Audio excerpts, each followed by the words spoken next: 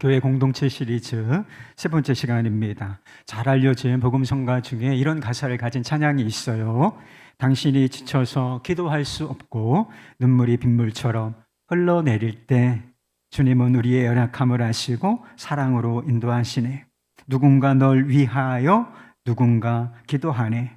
내가 홀로 외로워서 마음이 무너질 때 누군가 널 위해 기도하네. 이런 찬양이 있어요. 잘 아시죠? 누군가 기도하네. 누가 기도한다고 하시는 것일까요? 우리의 마음을 잘 아시고 우리를 긍휼히 여기시는 주님께서 우리를 위해서 기도하신다는 것입니다. 여러분 힘을 내시기를 바라요. 주님께서 여러분 위해서 늘 기도하신다는 사실, 이것이 복음인 줄 믿으시기를 바랍니다. 그런데 우리는 주님께서 기도하시죠. 이것이 가장 큰 축복이고 복음이지만 또 사람의 기도 역시 필요한 사람이라는 것입니다. 여러분께 한번 묻고 싶어요. 여러분이 지쳐있고 마음이 무너질 때, 삶이 고단할 때 누군가 여러분을 위해서 기도해 주는 사람이 있습니까? 그렇다면 여러분은 정말 행복한 사람인 것입니다. 지금 우리는 교회 공동체에 관한 말씀을 나누고 있습니다. 그래서 복음이 실제로 경험되어지는 그냥 지식일 뿐이 아니라 이 공동체 안에서 복음이 누려지는 공동체, 그리고 그리스도의 사랑 안에서 함께 울고 함께 웃는 그런 공동체, 하나님께서 기대하시는 공동체의 모습이고 다 우리가 세워내고 싶은 그런 공동체의 모습인 것이지요. 그런데 우리가 이런 공동체를 세워내기 위해서 반드시 빠지면 안 되는 것이 있어요. 그것이 기도라고 하는 것입니다. 기도하는 공동체를 세워내야 복음이 복음되고, 그리고 그리스도의 사랑 안에서 함께 울고 웃는 바람직한 교회 공동체의 모습, 그래서 우리 자신에게도 축복이 되고 세상 가운데에서도 복음의 증거가 되는 그런 공동체를 세워낼 수가 있는 것입니다.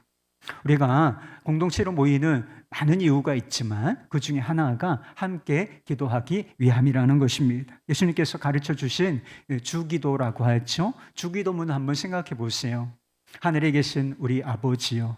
이상하지 않습니까? 하늘에 계신 나의 아버지요. 이렇게 해야 맞아요. 근데 예수님께서는 기도의 주어를 나가 아니라 우리로 바꾸셨다라고 하는 것입니다. 그러니까 기도의 공동체성을 의미하는 것입니다. 기도는 굉장히 개인적인 것이지요. 그래서 골방에 들어가서 문을 닫고 은밀한 중에 들으시는 주님께 기도하라, 그렇게 말씀하셨어요. 그래서 개인적인 활동이기도 하지만 이 주님께서 가르쳐 주신 기도를 보면 기도는 공동체적인 것이다.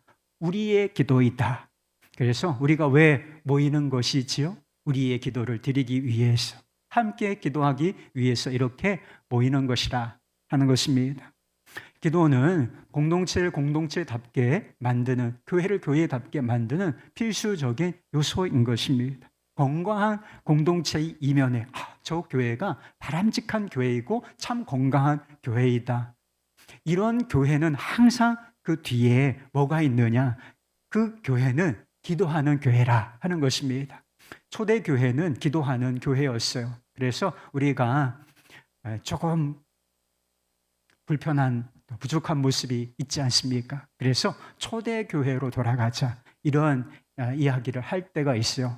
초대 교회가 아주 바람직한 교회의 모습을 가지고 있었기 때문에 초대 교회로 돌아가자, 이런 이야기를 하는 것이지요. 그런데 성경 말씀에 보면 초대 교회가 어떤 모습을 하고 있었는지 이런 말씀이 있습니다. 사도행전 2장 42절 말씀. 그들이 사도의 가르침을 받아 서로 교제하고 떡을 떼며 오로지 기도하기를 힘쓰니라. 초대교회는 함께 모여서 예배하는 공동체였어요. 그리고 사랑 안에서 서로 교제하고 떡을 떼며, 사랑이라는 단어는 나타나지 않지만 사랑으로 충만한 공동체라고 하는 것을 말씀 속에서 읽어낼 수가 있어요. 그럴 뿐만 아니라 그 뒤에 오로지 기도에 힘쓰니라, 이런 말씀이 있다는 것입니다. 모여서 함께 예배하고 그리고 서로 교제하고 그럴 뿐만 아니라 오로지 기도에 힘쓰는 공동체. 그래서 초대교회가 그렇게 은혜가 충만한 바람직한 모습으로 설 수가 있었다 하는 것입니다. 교회 공동체의 중요한 가치 중에 하나는 하나됨과 연합이에요. 그래서 교회는 하나의 원래 우리가 하나인 것을 여러분 믿으십니까? 성령 안에서 하나이고 예수 이름 안에서 이미 하나된 공동체, 이것이 교회의 정인 것이 있지요. 그런데 이게 교회의 실제 정의인데 이것이 실제로 누려지기 위해서는 이 정의대로 교회가 연합하고 하나됨을 이루기 위해서는 반드시 기도라고 하는 것이 필요하다라고 하는 것입니다.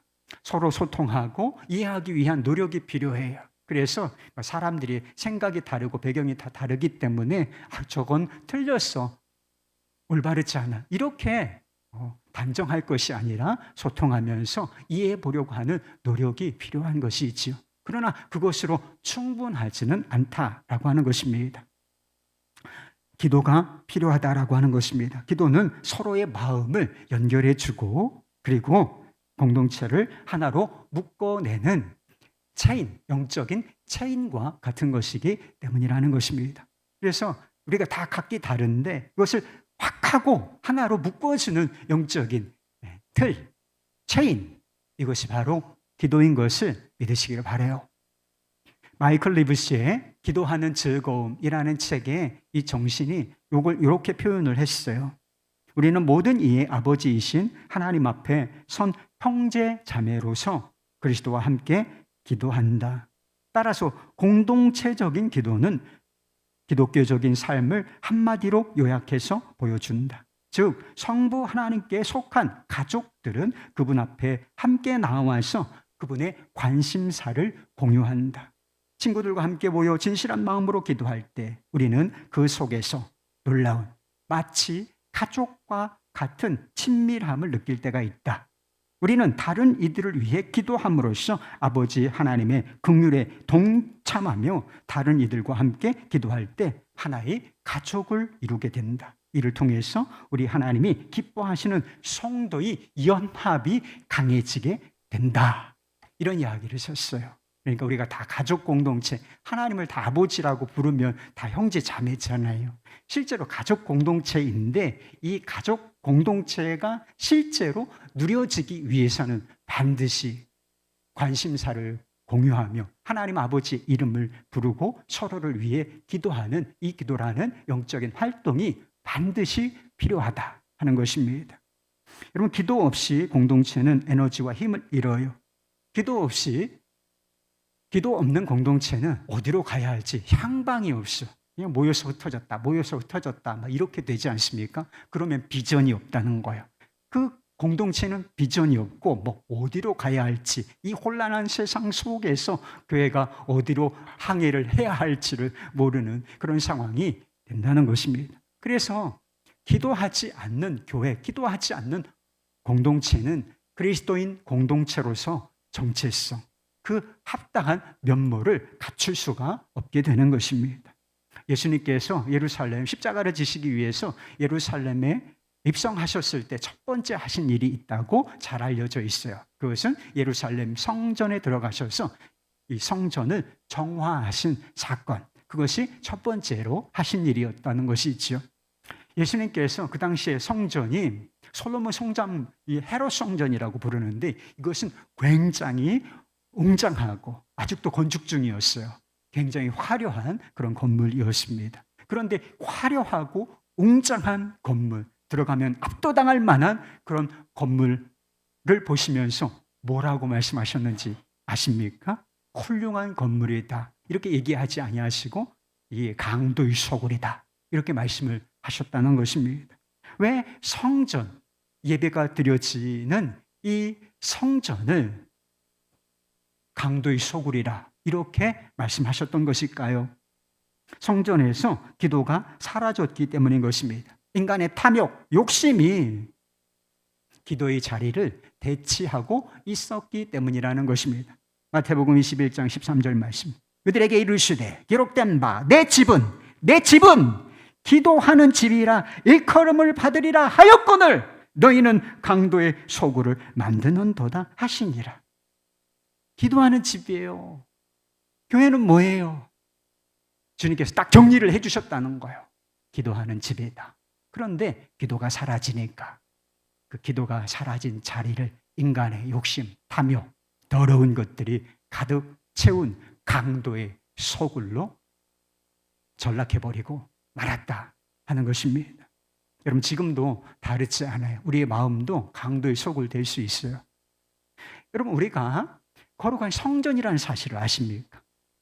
주님께서 예수를 믿으면 성령께서 우리 안에 오심으로 말미암아 이 육체, 우리의 마음이 성전, 거룩한 성전이 된다는 것입니다. 그런데 이 거룩한 성전이라 불리기에 합당한 이런 존재가 우리의 마음이 강도의 소굴로 전락할 수 있을까? 그렇다는 것입니다. 이 그리스도인들의 모임인 이 거룩한 교회 공동체, 이 공동체가 강도의 소굴이 될 수 있을까? 얼마든지 그렇게 전락할 수 있다. 이렇게 말씀하시는 거예요. 뭐가 빠져 있으면?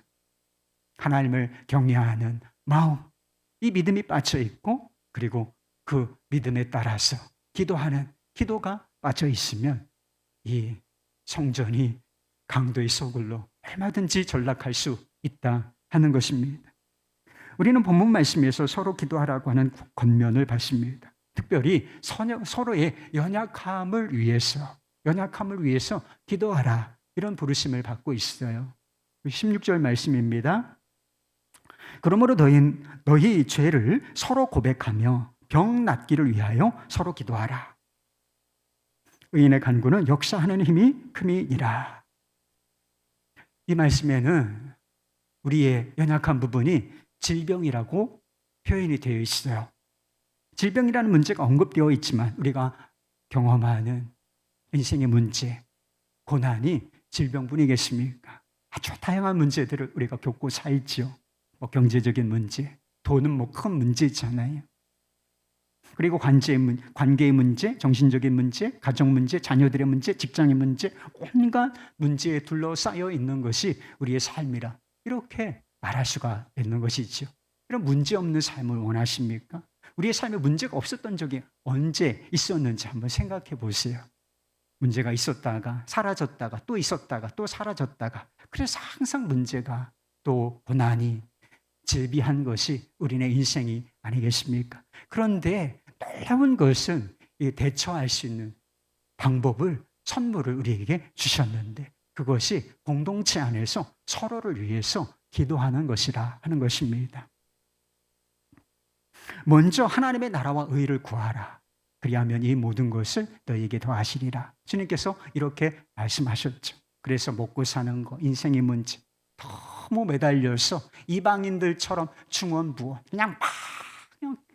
그냥 문제 덩어리만 쏟아놓고서 그렇게 기도하지 말라. 먼저 하나님의 나라와 의를 구하라. 이렇게 주님께서 마태복음 6장에서 말씀하셨죠. 주님께서 먼저 그의 나라와 의를 구하라 말씀하셨는데 우리가 모여서 서로의 연약함, 질병, 또 직장의 문제, 그리고 자녀들의 문제, 가정 문제, 관계 문제, 또 경제적인 문제, 이것을 위해서 기도해도 되겠는가? 어떤 사람들은 그건 수준 낮은 기도야, 하나님 나라를 구하는 게 아니야, 이렇게 생각하는 분들이 있으실지도 모르겠어요. 그런데요, 하나님의 나라를 너무나 좁게 해석하고 있기 때문이라고 하는 것입니다. 복음 전도, 선교 완성을 위해서 세상에 그리스도 이름이 전파되고 하나님의 나라가 이 땅 가운데 임하도록 기도해야 하지요. 그래서 우리가 생전 들어보지도 못한 나라, 무슨 하이티, 무슨 에티오피아, 이런 지역에서 일어나는 일 가지고 기도하고 있습니다. 그런데 이런 것만 하나님의 나라를 위한 기도가 결코 아니라고 하는 것입니다. 연약한 형제, 그의 연약함을 주님께서 돌아보아 주시고 온전케 해주시도록 위하여 기도하는 이 기도 역시 하나님의 나라를 구하는 기도라는 것입니다. 하나님의 나라와 교회가 같은 것은 아니에요. 정확하게 일치하는 것은 아닙니다. 하나님의 나라는 아주 광대한 개념이라 할 수가 있어요. 그래서 이것은 보이는 것과 보이지 않는 것, 그래서 하나님께서 왕권을 가지고 통치하시는 모든 영역, 이것을 바로 하나님의 나라라고 부르는 것입니다. 그런데 이 하나님의 나라, 우주적인 개념 안에 실제로 들어있는 것이 바로 교회 공동체, 지상의 그리스도인들의 모임인 교회 공동체, 이것이 바로 하나님의 나라가 바로 이 교회 공동체라고 하는 것입니다. 그래서 교회의 구성원인 지체들이, 형제 자매들이 아파요. 무너진 구석이 있어요. 눈물을 흘립니다. 그래서 그들을, 형제를 위해서, 아파하는 사람들을 위해서 간절한 마음으로 회복시켜 주시고 온전케 해 주시도록 위하여 기도하는 것, 이게 하나님의 나라를 위해서 기도하는 것이 아니면 무엇이겠습니까? 우리는 공동체 안에서 서로 사랑하도록 부르심을 받았어요. 사랑하는 자들아, 우리가 서로 사랑하자. 사랑하는 자들아, 우리가 서로 사랑하자. 요한일서 말씀인데, 여러분 직장에서 이런 말 들어보셨어요? 사랑하는 사우 여러분, 우리가 서로 사랑합시다. 이 직장에서 이런 이야기 들을 수가 없죠. 오직 교회 공동체 안에서 하나님의 사랑을 받는 사람들에게 사랑하는 자들아, 우리가 서로 사랑하자라고 하는 이 가슴 떨리는 아름다운 초대를 우리가 받고 있는 것입니다. 그런데 우리가 서로의 아픔을 위하여 기도하고 있지 않다면 어떻게 우리가 서로 사랑한다고 말할 수가 있겠습니까? 인생의 문제 앞에서, 고난 앞에서 씨름하고 있는 형제의 모습을 보고도 아무 관심이 없다면, 기도해 주지 않는다면 어떻게 우리가 그를 사랑한다, 이렇게 감히 말할 수가 있겠습니까? 우리는 공동체 안에서 서로의 짐을 지라는 부르심을 받았어요. 여러분, 신앙생활은 개인주의 아니라 그랬어요. 신앙생활은 개인주의 아니에요. 지금 개인주의가 막 극단적으로 발달한 그런 시대 속에서 살고 있지만, 개인적인 면이 있지만 신앙생활은 공동체적인 요소가 아주 강하다 하는 것입니다. 그래서 서로의 짐을 지라는 거예요. 서로의 삶에 깊이 관여하고 문제를, 이 사람이 짐에 깔려서 힘들어하면 그 짐 나누어지라, 이렇게 말씀을 하셨다는 것입니다. 서로의 아픔을 나누고 함께하라는 부르심을 받은 것이죠. 그런데 생각해 보세요. 고난받고 있는 사람을 위해서 기도하지 않으면서, 우리가 기도의 짐을 져주지 않으면서 삶의 짐을 어떻게 나누어지고 있다고 말할 수가 있겠습니까? 어떻게 고난의 광야를 지나고 있는 사람을 위하여 우리가 기도하지 않으면서 당신은 혼자가 아닙니다, 우리가 함께 있습니다, 이런 확신을 그에게 심어줄 수가 있겠어요? 하나님께서는 어떤 문제이든지 서로를 위해서 기도하는 것을 아주 귀하게 여기십니다. 그래서 서로라는 이야기가 그렇게 많이 나와요. 오늘 본문 말씀에도 한 구절에 서로 이렇게 반복되고 있잖아요. 그러니까 each other, 이게 서로를 향하는 거, 그리고 기도하는 거, 이게 얼마나 중요한지 모른다라고 하는 것입니다. 그리고 서로를 위하여 기도하는 이 기도, 진심으로 기도하는 이 기도에 능력을 베푸실 것을 약속하셨다라고 하는 것입니다. 서로를 위한 기도에는 역사하는 힘이 크다는 것입니다. 어떻게 해요? 예를 들어 주셨는데, 엘리야라고 하는 선지자, 그도 우리와 성장이 똑같은 사람, 그냥 우리와 똑같은 사람인데, 그가 기도하였을 때 3년 6개월 동안 비가 내리지 아니하였고, 그가 또 기도하였을 때 비가 그 땅에 다시 내렸다라고 하는 이런 이야기를 하고 있다는 것입니다. 공동체적인 기도에는 서로를 불쌍히 여기고 서로를 위하여 기도하는 이 기도에는 그런 능력이 있다는 것입니다. 우리가 기도의 능력을 가장 강력하게 경험할 수 있는 현장이 어딘가? 개인적인 삶에서도 그럴 수 있지만, 이 공동체, 믿음의 공동체 안에서 서로 기도할 때, 기도는 능력이고 기도는 우리의 삶을 변화시킨다는 것을 실제로 경험할 수가 있게 된다는 것입니다. 어떤 분이 교육 모임에서 이런 간증을 하신 것을 들은 적이 있어요. 2달 전에 속회원 자녀가 갑작스럽게 큰 사고를 당하는 일이 있었습니다. 그때 온 속회원이 속장님을 중심으로 하나가 되었고, 사고를 당한 가정을 위해서 눈물로 기도하며 주님 앞에 나아갔을 때 주님은 우리에게 자비를 베풀어 주셨습니다. 지금은 놀랍게 호전되어서 거의 정상에 가깝게 생활하고 있습니다. 이 과정을 통해서 속회가, 이 공동체가 신앙생활에서 얼마나 중요한지 절실히 깨달았습니다. 이런 간증을 하셨어요. 여러분, 이런 공동체가 있고 이런 공동체에 속하여 그 멤버로, 그 가족 공동체 일원으로 살고 있다는 것이 얼마나 놀라운 축복인지 모른다는 것입니다. 우리가 공동체 안에서 서로 하나된 마음으로 기도할 때 질병, 우울증, 요새 우울증이 얼마나 많은지 몰라요. 아픈 사람들 많죠. 우울증, 이런 것이 떠나간다는 것입니다. 죽어있는 것 같은 우리의 삶의 영역들, 그것이 다시 힘을 얻고 살아나는 역사가 일어난다는 것입니다. 무너진 것이 다시 세워지고 어그러지고 왜곡된 것들이 다시 바로잡아지는 역사, 서로를 위하여 기도하는 이 현장에서 일어난다라고 하는 것입니다. 공동체 안에서 실제로 이런 일이 경험되어지면 공동체가 중요하다, 공동체에 참여해야 된다, 10가지 이유가 있어요. 교회 공동체에, 속회 공동체에 참여해야 할 10가지 이유, 이런 거 얘기 안 해도 사람들은 이 공동체가 얼마나 중요한지, 왜 필요한지, 이것이 얼마나 큰 축복인지 알게 된다는 걸. 그것이 눈으로 보이기 때문인 것입니다. 그런데 왜 우리 공동체에서는 그런 기도의 능력을 경험하지 못하는 것일까? 답답할 때가 있는 것이 사실일 것입니다. 대전제가 있어요. 우리가 서로를 위해서 기도하는 것, 이거 이기적인 기도가 아니죠. 이타적인 기도 있지만 우리가 기도하는 대로 다 되는 것은 아니다. 여러분, 우리가 기도하는 것은 100% 응답을 받을 것입니다.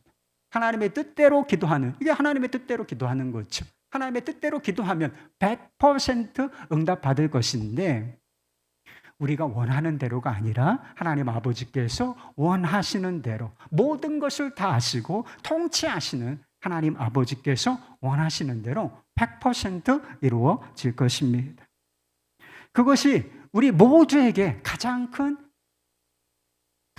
좋은 응답이라고 하는 것입니다. 그래서 우리 뜻대로, 우리가 누구를 위해서, 한 가정을 위해서 간절한 마음으로 기도했지만 우리가 원하는 대로는 되지 않았어. 그래도 하나님은 뜻이 있으실 것이고 이것이 우리에게 가장 좋은 응답이라 하는 사실을 겸손한 마음으로 받아들이는 태도가 필요하다라고 하는 것입니다. 기도의 역사가 우리의 눈으로 볼 수 없게 나타나지 않는 또 한 가지 중요한 이유가 있어요. 공동체 안에 기도의 역사를 가로막는 장애물이 있기 때문인 것입니다. 16절 말씀 다시 읽습니다. 그러므로 너희 죄를 서로 고백하며 병 낫기를 위하여 서로 기도하라. 의인의 간구는 역사하는 힘이 큼이니라. 공동체 안에서 서로를 위해서 기도한다고 무조건 역사하는 힘이 큰 그런 능력이 나타나는가? 한 가지 조건이 있다는 사실을 말씀해 주고 있습니다. 우리가 의인의 기도를 드릴 때 그런 역사하는 힘이 큰 기도의 능력이 나타난다고 말씀하고 있는 것입니다. 서로가 하나님 사이에 막힌 것이 없이 아주 깨끗하고 정결한 상태에서 서로를 위해서, 질병에 걸린 사람, 인생의 문제 때문에 고난 씨름하는 사람, 그를 위하여 기도할 때 이런 기도의 능력이 나타난다라고 하시는 것입니다. 그래서 어떻게 하라는 것입니까? 기도하기 전에 죄 지은 거 있으면 그거 내버려 두고 쌓아두지 말고 서로 죄를 고백하면서 기도하라, 이렇게 말씀을 하셨다는 것입니다. 평양의 장대현 교회의 부흥의 역사를 일반적으로는 다들 잘 알고 계시죠. 그래서 아주 오래전 한 100년 이상 되었던 시기에 장대현 교회에서 부흥의 역사가 일어났는데 이것이 막 삽시간에 이 한국 땅을 뒤덮어서 놀라운 부흥의 역사가 일어났던 그런 일이 있었습니다. 이 장대현 교회에서 사경회가 진행되고 있었는데 집회에 전혀 영적인 생기가 없고 성령의 역사도 없으며 사람들은 몹시 답답해하고 있는 그런 상황이었어요. 그런데 그 교회를 장로로서 섬기고 있던 유명한 분이 계시지요.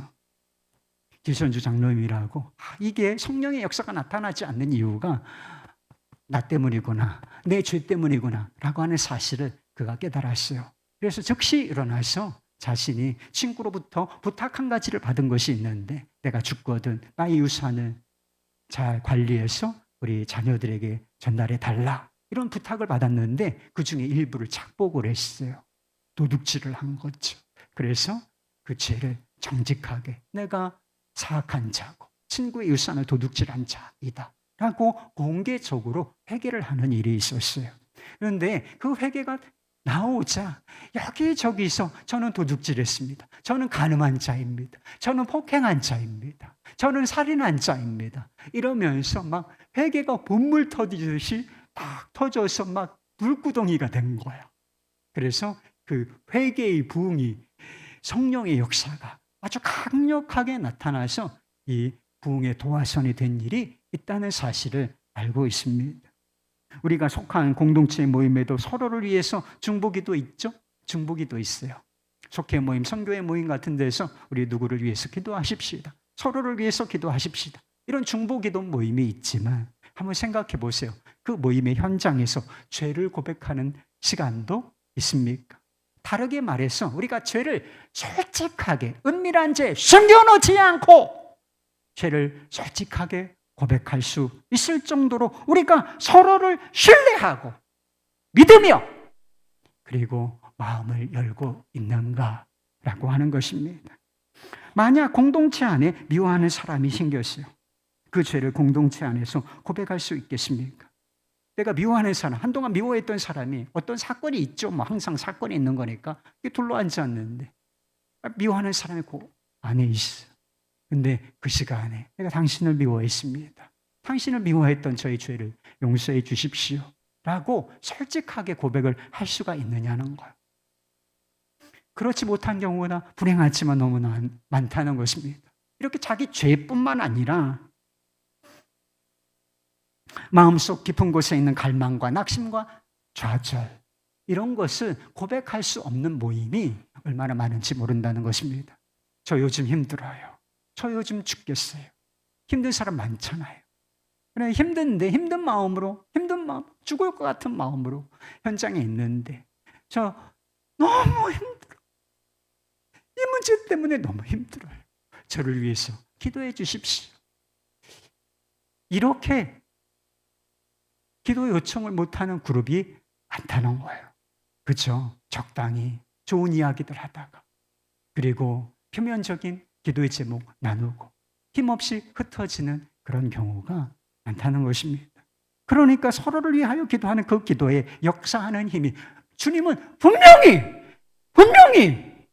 그 기도에는 역사하는 힘이 있다라고 말씀을 하셨는데, 그걸 믿지 않으니까, 정말 가슴에서 진실하게 터져나오는 기도가 아니니까, 그저 해보는 정도니까 어떻게 그 기도에 역사하는 힘이 나타나겠습니까, 여러분? 왜 우리가 고백 공동체로 나아가지 못하는 것일까요? 개인적으로 진실하지 못하기 때문이겠지요. 어떻게 이런 것까지 알 수가 있겠어? 내가 이런 것을 고백한다면 저 사람들이 나를 어떻게 생각할까? 이게 두려워서 그저 그냥 그 위에 있는 그냥 표면적인 이야기, 주변적인 이야기들만 하는 경우가 있을 수 있어요. 개인적인 문제죠. 그런데 왜 이런 상황이 되는가를 한번 생각해 보세요. 왜 사람들이 적당히 스킬은 자기 검열을 하죠? 자기 한계를 스스로 만드느냐? 이유가 있는 거예요. 해봐도 소용없으니까. 해봐야 가십거리만 되니까. 공동체 안에서 그럴 수 있는 관계와 환경이 만들어지지 않았기 때문에 가능성이 크다는 것입니다. 나의 연약함과 죄를 고백해도 이 공동체는 안전하고 여기 있는 사람들이 나를 이해해 주며 진심으로 기도해 줄 것이다, 이런 확신이 있어요. 그러면 자기의 문제를, 자기의 죄까지라도 이렇게 좀 담대한 마음으로 고백할 수 있지 않겠습니까? 그러면 그것이 도화선이 되어서, 안 힘든 사람 누가 있어요? 죄 안 짓는 사람 누가 있어요? 당신만 정결합니까? 그렇지가 않잖아요. 우리가 다 문제 덩어리고 죄 짓는 사람들인데, 그렇게 우리 자신의 모습을 있는 그대로 드러내고서 서로를 위해서 진심으로 기도해 줄 수 있는 이런 공동체, 그런 상황이 만들어질 수가 있는 것입니다. 역사하는 힘이 큰 기도를 가로막는 장애물은 적당주의라는 거예요. 멀지도 그렇다고 친밀하지도 않은 관계. 미워하지 않지만 우린 난 미워하지 않아. 그렇다고 뜨겁게 사랑하지도 않는 이 관계와 마음. 거짓되지도 않지만 이게 막 거짓말은 아니에요. 그렇지만 마음속 깊은 곳에 있는 진실한 고백도 아니에요. 이런 고백, 이렇게 적당주의에 안주하고 있는 사람들에게 주님께서 하신 말씀이 있다는 사실을 잊으시면 안 돼요. 내가 차든지 뜨겁든지 하기를 원하노라. 여러분, 신앙생활 적당히 해. 여러분, 이거 복음 아닙니다. 누가 적당히 하라고 그랬어요? 예수님께서 적당히 해도 괜찮다고 하셨습니까? 나눔을 적당히 해도, 기도를 적당히 해도 된다고 말씀하셨나요? 아니라 내가 차든지 뜨겁든지 하기를 원한다. 뜨거워지라는 거예요. 진실해지라는 겁니다. 역사하는 힘이 큰 기도 공동체가 되려면 이 적당주의의 틀이 깨져야 한다는 것입니다. 누가 먼저 이 적당주의라고 하는 틀을 깰 것인가? 적당주의라는 틀을 깨기 위해서는 한 가지 용기가 필요하다는 것입니다. 상처받을 용기. 상처받을 각오를 하고서 나의 연약함, 나의 죄, 나의 어두운 모습까지 진실하게 고백할 수 있는 그런 용기가 필요하다라고 하는 것입니다. 누군가는 상처받을 각오를 하고 자기의 민낯, 그리고 밑바닥까지 드러내 보여줄 수 있는 용기가 필요하다라고 하는 것입니다. 여러분, 우리 주님께서 우리 모든 부분을 다 알고 계시는 거 아시죠? 주님 앞에 가려진 게 뭐가 있는지 한번 생각해 보세요. 여러분이 죄를 지었는데 괜찮은 척하면 주님께서 괜찮다고 인정해 주실지를 한번 생각해 보세요. 심각한 죄를 지었어요. 미움의 죄, 또는 어떤 사회적으로 문제가 되는 도덕적인 죄를 지었어요. 그거를 가리고 있어요. 회개하잖아. 그렇다고 주님께서 그걸 괜찮다고 받아주실지를 한번 생각해 보세요. 주님은 다 아십니다. 우리의 연약함, 사회 나가서 난 괜찮아, 아무 문제 없어, 이렇게 생활한다고 해서 주님께서 너 그래 괜찮구나, 아무 문제가 없지, 이렇게 인정해 주실 수 있을 것인지를 한번 생각해 보세요. 아니요. 주님은 우리의 민낯을 다 알고 계십니다. 우리의 밑바닥에 무엇이 들어있는지를 다 아신다는 거예요. 우리의 더럽고 추악한 모습, 우리의 연약하고 아픈 모습, 상처나서 피가 줄줄 흐르는 모습까지를 다 알고 계신다. 그런데요, 우리 주님께서 다 아시면서도 그 죄 용서해 주셨어요. 그 연약함, 그 아픈 거 다 품어주셨다는 거예요. 그게 십자가인 줄로 믿으시기를 바라요. 아무것도 가릴 것 없고 아무것도 감출 것 없다. 예, 십자가 앞에서 진리예요. 그래서 이 십자가 정말 붙잡고 주님께서 이런 나를 용서하시고 이런 나를 긍휼히 여겨주신다, 이 믿음으로 서면 상처받을 용기를 내볼 수 있을 거예요. 공동체 안에서 그저 적당히가 아니라 또 한 사람의 길손주로 나설 수 있을 것입니다. 누구든지 육체적으로, 영적으로, 정서적으로 바닥을 칠 때가 있죠. 저도 바닥을 칠 때가 있습니다. 누구나 다 바닥을 칠 때가 있지만 바닥을 칠 때 그 사람을 안전하게 받아줄 공동체가 이 시대에 정말 필요한 것입니다. 괜찮아, 우리가 기도하고 있어. 이런 공동체가 우리 공동체가 될 수 있기를 주 예수 그리스도의 이름으로 축복합니다.